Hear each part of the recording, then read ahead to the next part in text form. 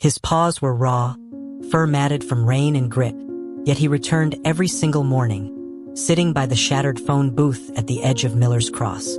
No leash, no collar, just unwavering eyes fixed on the road that led to nowhere. Locals called him Rusty. They'd seen him through storms, blizzards, and brutal summer heat waves, never leaving his post.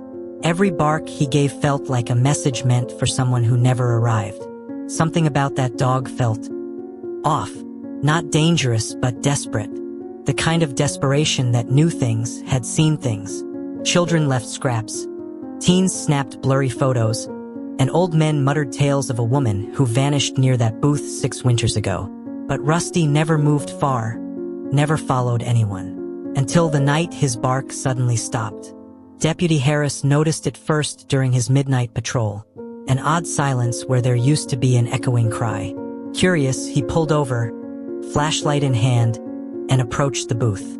Nothing, just an eerie stillness and paw prints that ended abruptly at the glass. But when the beam of light caught the booth's shattered base, something shimmered back. A dog tag, crusted in mud, wedged into the crack beneath the booth. It wasn't Rusty's. He radioed it in, and 2 cruisers arrived minutes later. The dog was gone. The booth? Silent. But as the officers scanned the field behind it, a soft whimper echoed from the woods, faint but real. And something gleamed in the dark again. This time it was moving. The town of Miller's Cross breathed a kind of sorrow that never left. Nestled between dense Appalachian woods and forgotten railway lines, it held onto secrets like the wind held onto fallen leaves. The broken phone booth stood like a sentinel at the edge of the woods, its glass fractured, frame rusted. Locals stopped noticing it years ago, until the dog came. Each morning, Rusty sat there, eyes unwavering, tail still. Behind him, the woods whispered with life, birds chirping and branches creaking. Yet around the booth, silence thickened the air like fog. It wasn't just grief, it was expectancy. As though something unfinished still lingered there. Something waiting. Ella Jennings stood by her kitchen window, wiping a mug with slow, aching hands. She watched the booth every morning. Her cabin sat just uphill from the road, the perfect vantage point. Rusty had been coming for nearly a year, ever since the first snowfall last December. And though she didn't know him, something about his vigil twisted deep inside her chest. Some mornings she left food, others just watched. But every time she tried to approach, he backed away, never growling, just watching with those deep amber eyes. Once, she swore she saw him glance toward her cabin, as if he knew, as if he remembered. The night the barking stopped, Ella dropped her mug.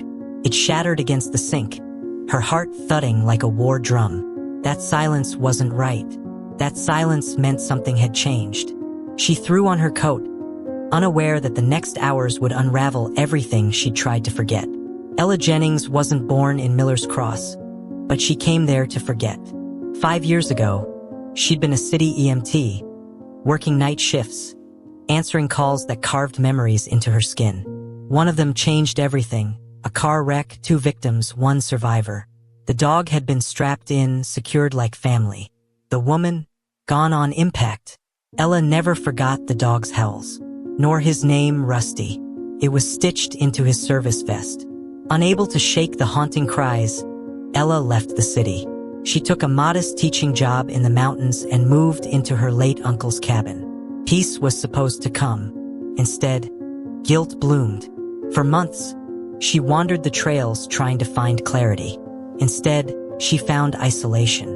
When she first saw the dog by the phone booth, her breath caught. Same rust-colored fur, same posture, but that couldn't be him. That Rusty had been taken to an animal hospital in the city. She'd followed up. She'd made sure, right? Yet every time she saw this dog, her chest twisted. He reminded her of unfinished chapters, things unsaid, things undone. And his eyes, they held secrets, stories locked behind trauma. She began leaving food out, then blankets.